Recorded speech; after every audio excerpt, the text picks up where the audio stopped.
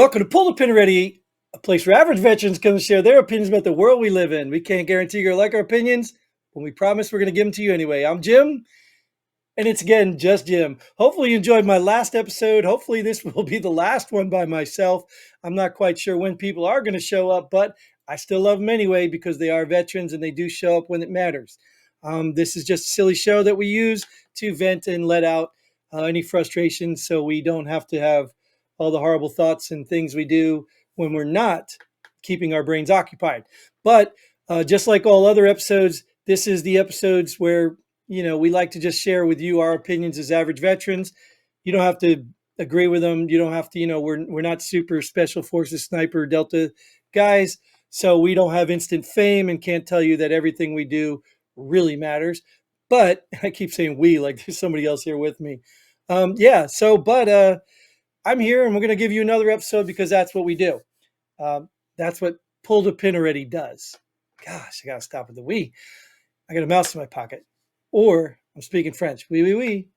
So we're going to talk about some headline. We are going to talk about some headline. It's a hard habit to break when I'm sitting here by myself. I'm going to talk about some headlines from my perspective as a veteran. So let's get started because I think last episode I tried to record went a lot longer than I thought it would be. So let's do this. Microsoft says U.S. presidential campaign targeted by Iran-backed hackers. So my question to you all, is this another front that the government, powers that be, is using Iran again so that they can get away with something, and when they do get away with it, they can blame Iran? Just like the attempted assassination, Iran is trying to assassinate the president, and it didn't work. So now, what? Now we got to find out it was the government, but they're telling us it's Iran-backed hackers so that if they get away with it, then they don't have to worry about, I don't know, the fall guy. Like the assassination. Sorry, I was a little distracted. You probably tell that. That's why I was a little spacey there. The fall guy in the shooting of the attempted assassination that killed one man and injured three others. That fall guy we already discussed on a previous episode. But if you put it all together, the original plan, I mean, it was a series of incompetence for sure. There was definitely some incompetence there, but there was intentional incompetence that this is going to be a conspiracy one day, that everybody's going to wait for the information to come out. And that's another reason you need to put Trump in office. I know if you don't like him, that's fine, but put him in office so he can release all this stuff so that the American people can actually finally see for themselves how much your government is hiding from you, how much this power and control these people have had has gotten to their head. So I just don't, I don't know why people don't want that. I don't know why they don't want that information. Anyways, so this is I ran back. I think I did see another article. I don't know if I grabbed it or not. So forgive me if I didn't. But I think there's already been the Trump campaign has already been hacked. So I think this was the precursor. But here's the part I'm curious about. Maybe you guys got some opinions about this. Microsoft. Is Microsoft normally the people who warn us of foreign interference and hacking? I'm not surprised they know this stuff. But is Microsoft normally the ones that do the informing? Or does the government get their information from Microsoft? Let me put it this way. Does the government agency tell us, or do they get their information from Microsoft and pretend it's them telling us? I don't know. If somebody knows that would be really interesting to know. I don't know that. I'm going to lean toward Microsoft is probably giving the government all the information they need to report, and the government gets to act like they're doing a job. There's probably some GS-12 in a desk sitting here clicking an email, passing it on, saying, oh, look, we got more information. Guys getting paid ridiculous amount of money to do that. That's the problem why inflation, everything's all exists. We have such a bloated government. I think if we kick out 50% of government employees, but not Nate, we need Nate. But if we kick out 50% of government employees, uh, we probably do away with half the fraud, abuse, and waste in the government. Clearly, clearly. But anyways, keep an eye on this one because I think it's already happened. But again, matter of fact, I'm going to bring up the next one to show you exactly what I'm talking about. Why does Iran keep sending amateurs to conduct assassinations in the US? Now, this was just some hypothetical headline. I thought it was kind of silly, but when I saw it, I instantly thought with the hacking, either Iran is very incompetent, which they may be. They may be. I'm not an expert on Iran. I didn't deploy to Iran. I don't know, their terrorist organization. I don't know any of that. But either they're very incompetent or they're just an easy scapegoat. And I will tell you just from my experience, there's a lot of people in the government. No, no, let me fix that. There's a lot of people in this country. Wait, wait, wait. There's a lot of people in this world who need scapegoats. Nobody wants to take responsibility for their actions. I can't say nobody, that's hyperbolic. Most people do not want to take responsibility for their actions. Now you ask yourself, oh, Jim, are you one of these people? Yeah, I'm sure probably at some point I do. I've played the victim pretty good sometimes. I've blamed communities and organizations and people for my problems. I have. At the end of the day, gosh, hate you, Joe. I hate you. At the end of the day, I at least acknowledge that I am doing that. And I have the integrity enough to say I'm doing it. This stuff is ridiculous. It's the old adage, like, how many people speed out there? Most people speed, believe me. You probably are not going to find a person unless it's somebody, grandma, 90 years old, fully incapable of speeding. Most people speed. Why do you speed?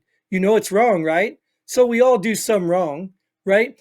You may not think it's bad because maybe the rule or the law is inconsistent with what you think safe driving is, which is very true because I was also a traffic accident investigator and I taught radar in the Army. You know that the National NHTSA, National Highway Traffic Safety Association, they come up with all these formulas and all this stuff for speed limits in the roads and engineers, all these smart people. But it's all based on conditions of the road. Now, when you see a curve, I know I'm going on a whole different tangent, that's a 20-mile-per-hour curve, that's not for icy, rainy curves. That's just for a general curve, or at least that's what it used to be. I don't know what they do anymore.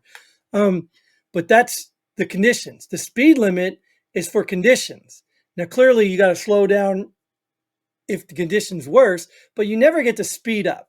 But that's kind of silly to me because if there are no cars on the road and your car is much better than it was 50 years ago and can handle the road better, has better vision, better light, you possibly can go faster than the speed limit. So you can argue that. So that was a long way of making my point that I understand why you speed because it might not be a good rule or law for your conditions. In the end, though, at the end of the day, it's still the law. So own up to it. So stop blaming other people, own up to it. And I'm moving on. Texas Governor Abbott issues executive order requiring hospitals to gather data on immigration statuses. Now, this one I gave it a little thought. I don't say I don't care. That sounds insensitive. It does not matter what perspective, reasoning, there's always a letter of the law and there's the intent of the law. You can read it as it is and uphold the law as you read it, or you can understand what it was in the purpose of the law and enforce it as it was intended to be enforced. You can do that. And we've already seen that. That's actually the whole thing they kept trying to bring Trump on. They were trying to get Trump on the letter of the law rather than the intent of the law. And it was really like the whole insurrection, the erection thing. It's really stupid. It's really dumb. And everybody knew they were doing it. Everybody that was doing it paid a whole bunch of lawyers to dig through and see if they can interpret the law as it's written to find a way to get Trump, even though it has nothing to do with the intent of the law.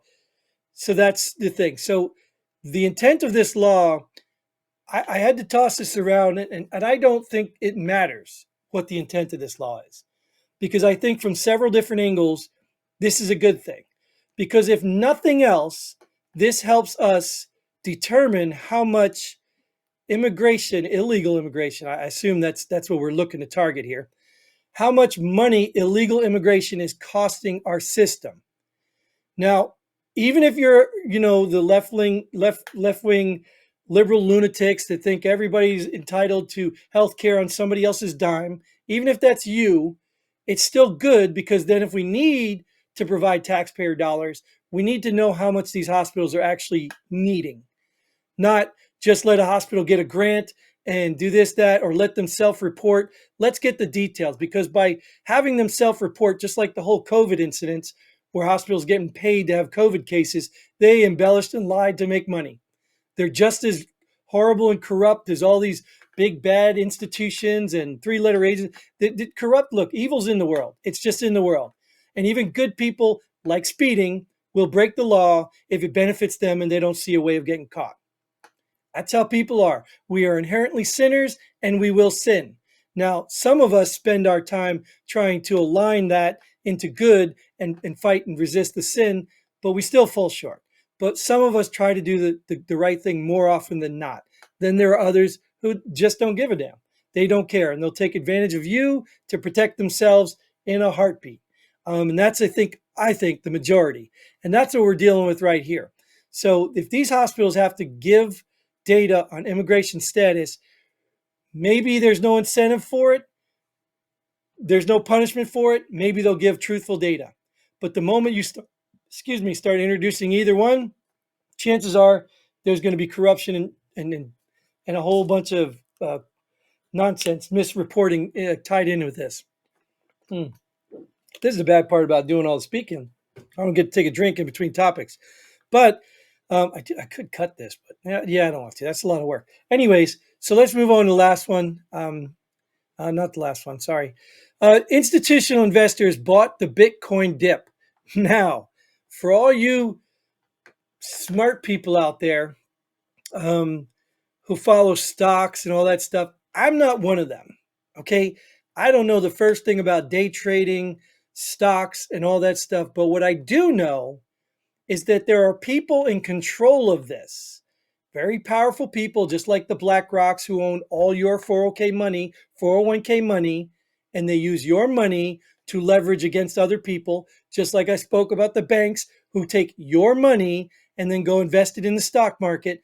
There are people out there who do this. So why wouldn't you think, okay, maybe I'm full conspiracy again, they cause a dip in certain industries just so you, the average person trying to get involved in this, or you, the hard worker who's put your 401k money into this, sell all your stuff or they sell it for you so that they can buy it up. Think about it. If you are in charge of a system, let me go back to the Microsoft angle.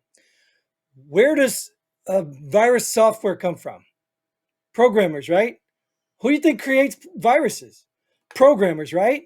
So the very people who have all the information, have all the knowledge on making a program work, they also know how it doesn't work. They also know how to break it. So why wouldn't they make a program, then find a way to infect it, and then tell you you need to buy their new software to protect you from that infection? It's ingenious. It's ingenious when you're corrupt.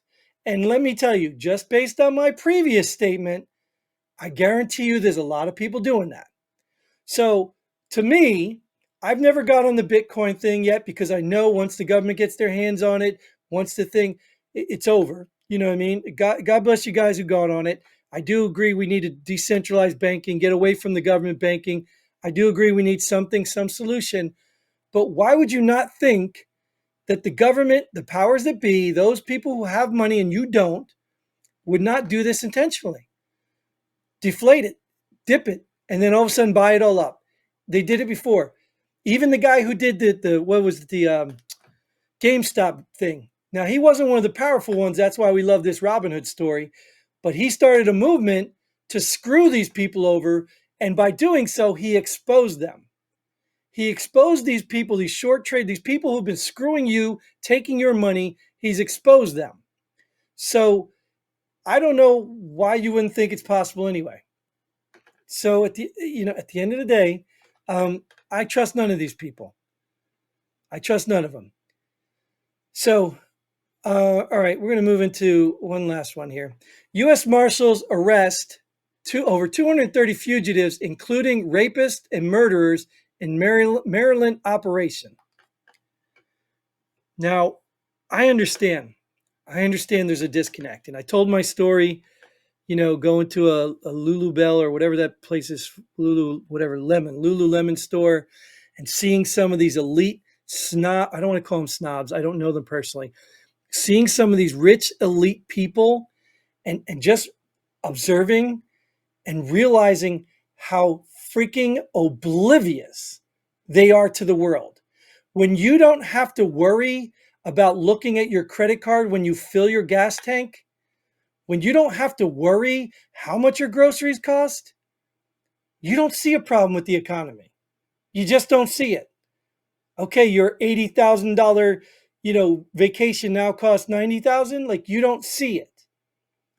You just don't see it. And this stuff here, people are suffering. People are dying, women are getting raped, all because of this immigration problem. And you got a mass majority of morons, and I'm going to call them morons because stupid's the wrong word. Probably the same word. But you've got a mass majority of people who have no freaking compassion for the people being victimized, but they want to stand up for these people who illegally came into our country. For one, you don't even know what they left. Just because they're seeking asylum, you have no idea what they left. We go to Mexico to vacation.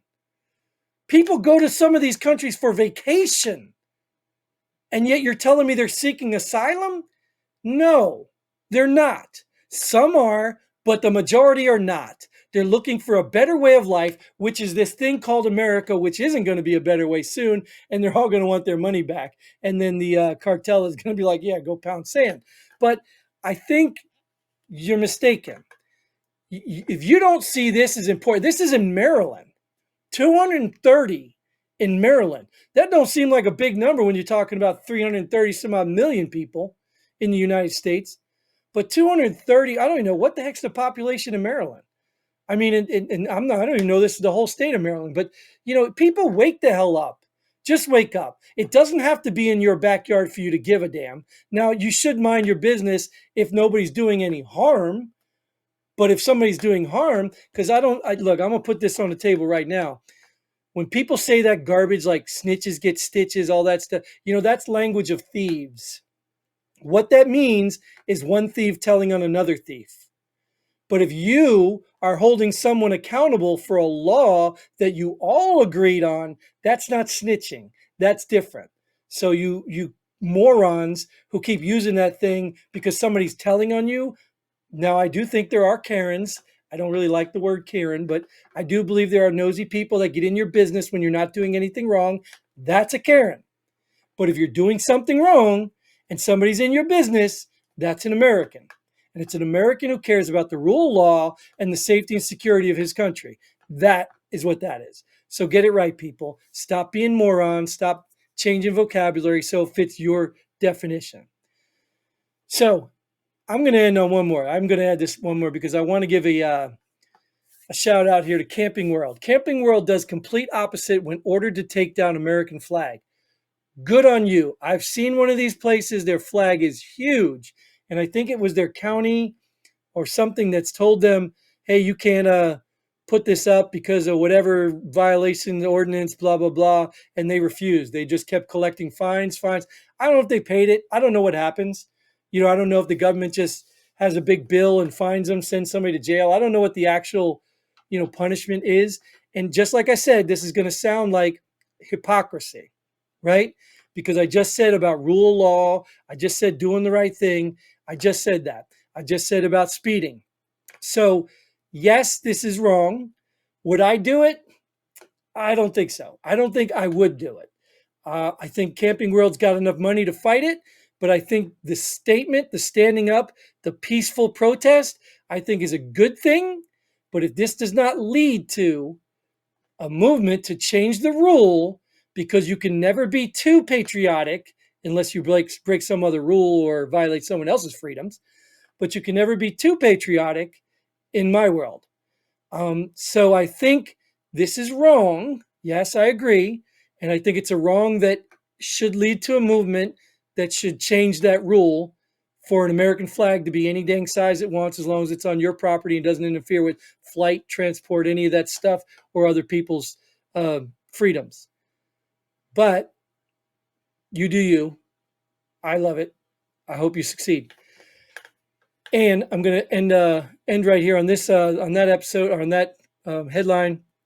End this episode. See, I'm still not used to doing this by myself. Nate, all you guys, you veterans, get involved. Get on the show. The website is down the bottom. There's a link to contact us.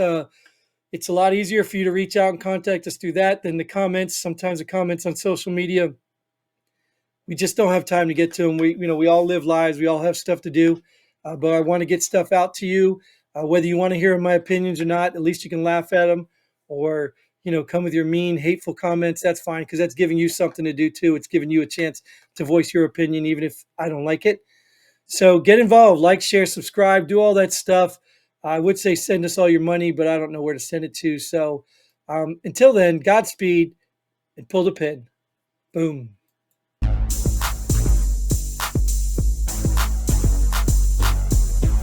Thanks for joining us here at Pull the Pin Already. We hope you had as much fun as we did. If you like what we do, go ahead and hit that like button and share this video with a friend.